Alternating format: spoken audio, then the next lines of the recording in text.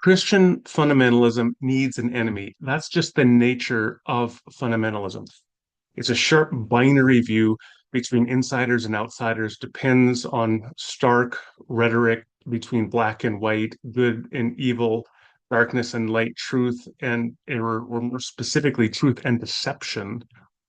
And good faith actors who are within the community and bad faith actors who are outside the community. If you look at Christian fundamentalism as I've known it over the last 40 years, I've grown up in Christian churches, had a lot of exposure to fundamentalism over the years, was impacted by it myself personally in, I'd say, the first 2 decades of my life. Uh, there were always enemies. So it was always the New Age movement. It was postmodernism into the 90s and 2000s. Then the new atheism, humanism, secular humanism, Marxism and communism, that's another one. That's a great example because, for example, you will look at something like diversity, equity, and inclusion training. And the fundamentalist mindset will say, oh, that has Marxist origins. It's evil because it's really just a subterfuge to get Marxist, communist, atheistic ideas into the belief community.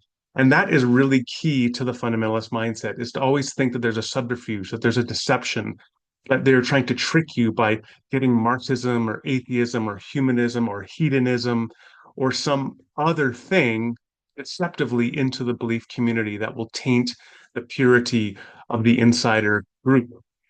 Now, one of the subsets of enemies that fundamentalists find most effective at building their in-group cohesion is to identify groups that they claim falsely profess to be Christian, but are presenting as Christian and are deceiving Christians. And so you will find fundamentalist apologetics ministries devoting a lot of time and effort to identifying people that they purport to be false Christians, false teachers who are presenting as angels of light, trying to deceive the community of the faithful. And you find over the last 30 years, 20 years, I mean, you will find like some fundamentalists, they will say, if they're Calvinists, they might say all Arminians are really deceptively Christian, but they're not true Christians. Or they might say Catholics pretend to be Christians, but they're not true Christians. And then there's the attack on the group that are called like progressive Protestants, very broadly speaking. Not all Protestants, but many of them are. And these are people like 20, 25 years ago, Brian McLaren called them a new kind of Christian or a new kind of Christianity. And then they were called the emergent and the emerging movement. And more recently in the 2010s to 20s, progressive Christians, people identifying in some sense as progressive because they are critiquing beliefs often coming out of fundamentalism that they recognize to be inadequate theological understandings of Christian faith for various reasons. The fundamentalists, in turn, look back at those people and say, well, they are not Christians. They never were. Right? They're deceivers. They're trying to trick us. And one of the interesting things you'll find in the fundamentalist rhetoric is that when they critique things that they find in quote unquote progressive Christianity, often what they're critiquing is simply an awareness of the broader Christian tradition, the awareness that they themselves lack, because they are part of an insular, quasi cultic community, often in terms of its orientation and mindset and lack of historical awareness and its own social uh, contextualization that they will see things that are being critiqued in their belief system and thinking those people are just critiquing Christianity as such, rather than some aspect of their Protestant fundamentalist community.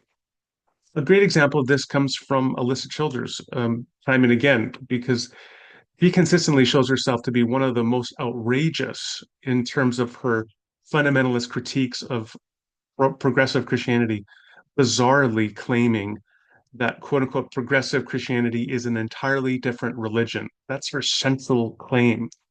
And she claims then that beloved, respected Christian teachers like Brian Zond, who is a Nicene Christian, confirms the um, Apostles' Creed, thoroughly Protestant evangelical in the historic sense back to the 18th century, He claims someone like that is from an entirely different religion, like Buddhism or Hinduism. It's just absolutely outrageous. In her most recent short video, well, it's posted 2 weeks ago now, she is just about 3 minutes and she talks about how progressive Christians talk about the atonement and how this shows evidence of their deception and malfeasance, etc. I want to take a look at that video and just offer a running critique as we go through it, because I think what it does is what it shows time and again is the problem with fundamentalists like Childers is they critique others simply because they don't even understand the very Christian tradition that they profess, including the broadness of that tradition and a basic understanding of what mere Christianity is. So let's take a look. In regards to progressive Christianity, it's very hard. Progressive Christianity, as I've said many times on this podcast, is hard to define because it's really just the view that Christianity is progressing. So all these doctrines that have been settled in the mind of the progressive Christian can be updated, and we can. So this is interesting. So she says, progressive Christianity just means Christianity is progressing. First of all, that's not what it means to any progressive Christian. It's not a global claim that Christianity is progressing. That would be some kind of post-millennial theology. If Childers were a little bit more cautious in her articulation, then what she would have said is progressive Christianity is the view that the individual who identifies as progressive Christian is progressing in some sense in their understanding, which of course is true. Progressive Christian identifies as such because they believe that they have grown. And yeah, there are aspects of the Christian tradition that have grown. We can say that as well. But nobody should dispute that. I mean, is Childers denying that the church has increased, improved in its understanding of doctrines like atonement, incarnation, Trinity, justification, and salvation? Like, there's been change and development, and in many cases, improvement over the last 2,000 years. Does Childers think that the rejection, the repudiation of things like slavery in the 19th century and segregation in the 20th century, that that was not progress? Does she pine for the days when Christians owned slaves and segregated church populations into ethnic and racial boundaries? I mean, it's crazy. Of course, Christianity has progressed in many respects, and we should laud that progression, not fearmonger about it. In fact, this is the very definition of Protestantism, that the church, the Reformation church, is always reforming, semper reformanda. That's what, if Childers knew her history, she would know that the very DNA of Protestantism is to laud progress within the Christian tradition. Tweak them, and we can even look at the biblical writers and say, I disagree with what they said, because the whole view. Well, of course, you can disagree with what biblical writers said. Go back to the Old Testament. The writers in the Old Testament were non-Trinitarians, and it appears like many of them were not monotheists. The earliest documents are written within a polytheistic theological framework, and they are critiqued by a commitment to monotheism and later on to triune, Trinitarian monotheism. Look at what Jesus has to say in the Sermon on the Mount, saying, "It has been said to you, hate your enemies, but I say love your enemies." Who said hate your enemies? Well, the imprecatory psalmist does time and again. Is Jesus not critiquing the imprecatory psalmist's call to hate your enemies? Of course he is.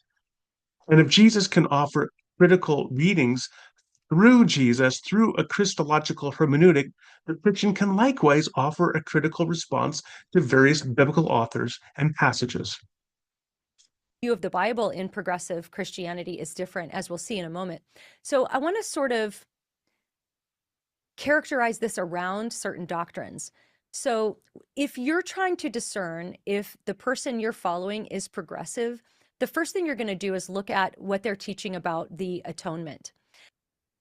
The one thing I just find interesting here is to say he's concerned with labels. Childers is very concerned with labels. So she wants to equip people to be able to identify whether someone is progressive. That's the biggest question. What she should be concerned with is whether what that other person's saying has some truth or validity. But for her, the label is primary because once you label people, then you know already whether they're right or wrong because Childers told you, right? She gave you the label. Once you can label them, you don't have to listen to them. And that's a really bad way to think. Now, while I would call Childers a fundamentalist, to my mind, you always have to start with the argument. Yes, I believe she's properly categorized as a Protestant fundamentalist, very classic type of one, but you still have to listen to what they say and critically engage with them. The label doesn't give you an excuse not to think and critically engage with the interlocutor.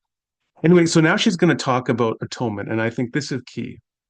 So if they're not talking about what Jesus accomplished on the cross at all, ever, or they're actually talking about the cross and particularly the view that Jesus' uh, death on the cross was sacrificial and substitutionary, if they're talking about that in a negative way, if they're talking about God as a divine abuser, a cosmic child abuser, and Okay, so clearly what we're getting to here is she's saying, look, if a Christian objects to the penal substitutionary theory, which says that human sin was imputed to Christ, credited to Christ, Christ's righteousness on the cross was, or his righteousness of his lived life was credited to us, so a double imputation.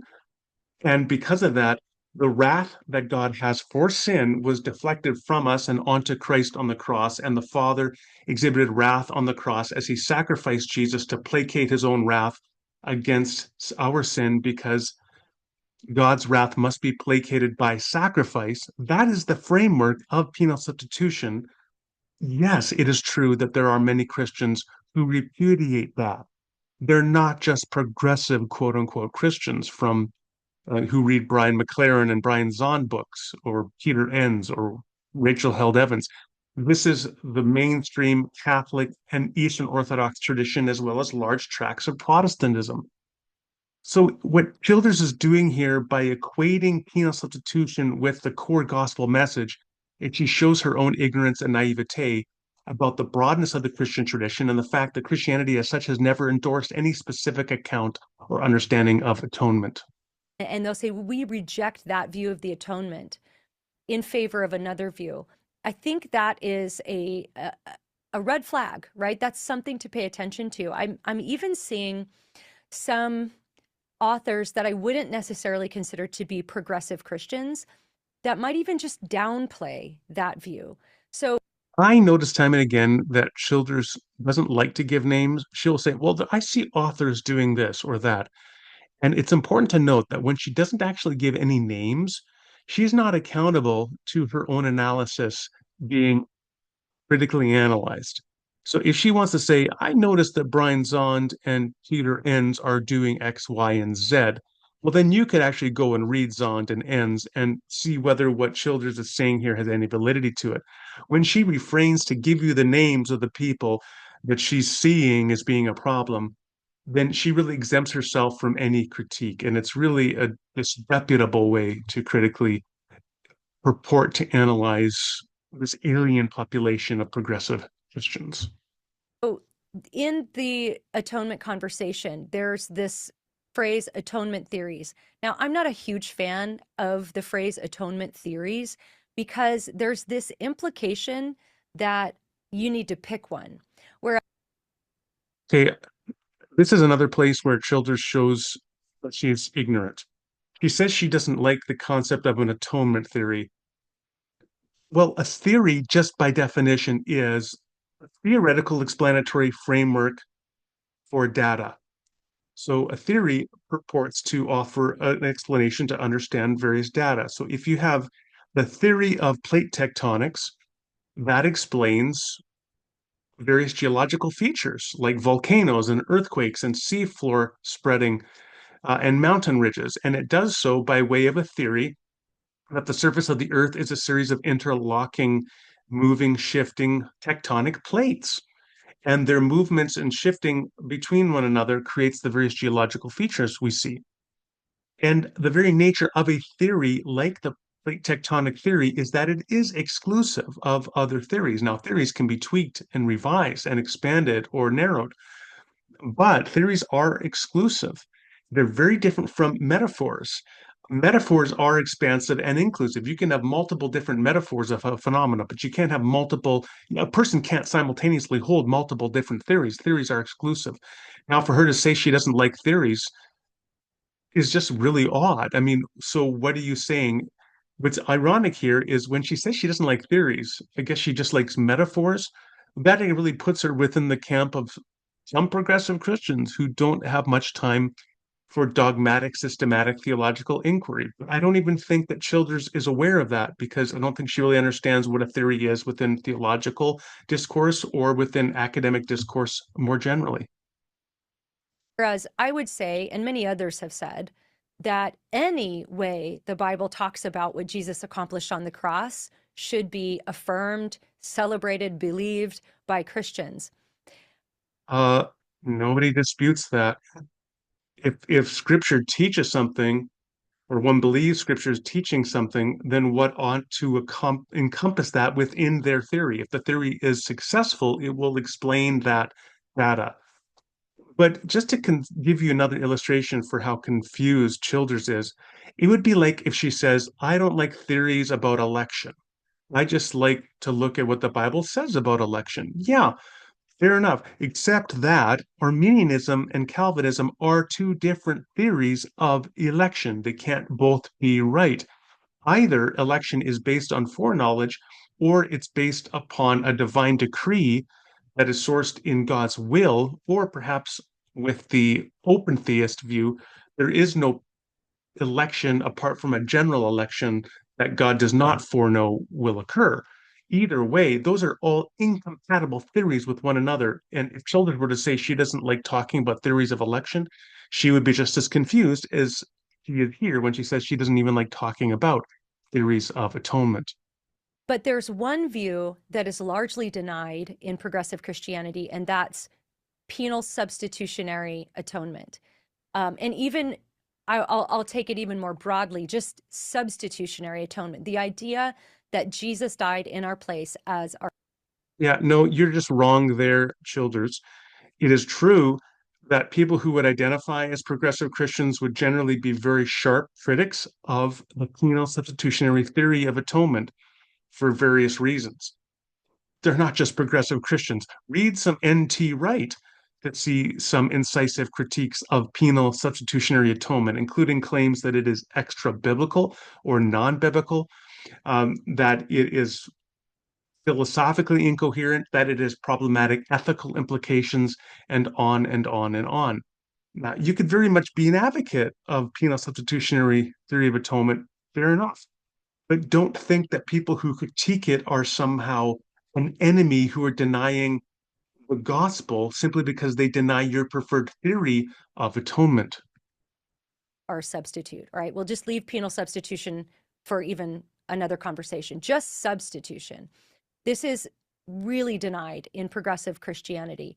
So if Two things here. First of all, Childers says it's not just that progressive Christians deny penal substitutionary atonement, they deny substitutionary atonement as such.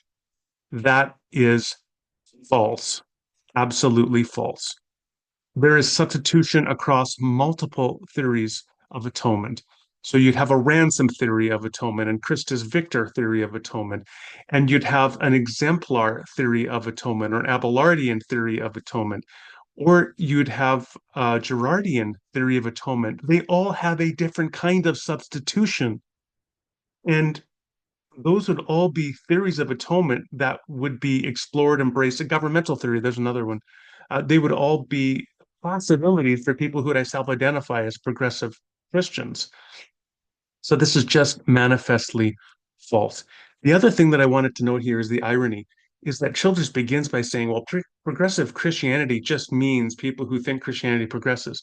But now she says progressive Christianity means rejecting not only penal substitutionary theory of atonement, but substitutionary atonement in itself, which of course is just a completely different claim than the claim she began with. But that just shows how people like Childers, they just play with the term progressive Christianity and pour in any given moment whatever content they want into it in order to create fear, paranoia, and social cohesion within their fundamentalist in-group constituency. And that's how this functions. The idea of Jesus as a sacrifice, as a blood sacrifice, if that's being downplayed, or even somebody might say, well, I mean, I believe that, but that shouldn't be the focus, or that, I'm not saying they're a heretic if they say that. It's a little bit of a red flag. Like, why are you downplaying the only mechanism by which we can sin as sinners? Rhetorically, this is interesting. She'll like say, I'm not saying you're a heretic, but you might be. That's sort of the implication. Did you hear that? I mean, she says, if anybody even downplays to your subjective perception the penal substitutionary account, it doesn't mean they're a heretic, but yeah, maybe they are, right? That's again what it's she's talking out of both sides of her mouth here, and there's something just so disreputable and unseemly about this approach to Christian brothers and sisters who disagree with your theory of atonement. Be saved? That's just a question to ask. So think about how they're talking about the atonement and what Jesus accomplished on the cross. All right. That's the last thing I'm going to say to conclude is the atonement etymologically means to be made at one. For God to have taken steps to bring an alienated creation, including human beings, and make them at one with God, with one another, and with oneself. Because sin and the fall, they fracture not only our relationship with God, with one another, but with ourselves. And the atonement brings all of this together in healing, in a cohesive healing. And it's just sad and ironic. People like Childers use a doctrine that is the point of the doctrine is to bring us at one with God and one another by perpetuating false beliefs, uh, errors. I'm not going to say deception because I think Childers she may be to some degree self-deceived, but I think largely she's just ignorant because she's just been in her fundamentalist subculture bubble for so long. And you will note that she never interacts with anybody outside of her belief community to have a critical dialogue with them or to open herself up to exposure. In that respect, she's a lot like Ravi Zacharias was, right? For years, he wouldn't appear on the stage with like an atheist or anybody who could offer a serious critical response to him.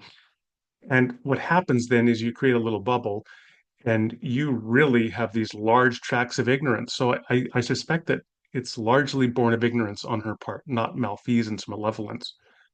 But nonetheless, the tragic outcome is people like Childers then criticize Christian brothers and sisters who disagree with their preferred theory of atonement, of penal substitution. And he questions and implies they may be acting in bad faith, they could be deceivers, heretics. And of course, elsewhere, she said these are not even Christians, right? They're not Christians, they're another religion entirely. And all of that is just such a tragic breach of the whole impetus that should be behind atonement, which is to make at one, including making the church one.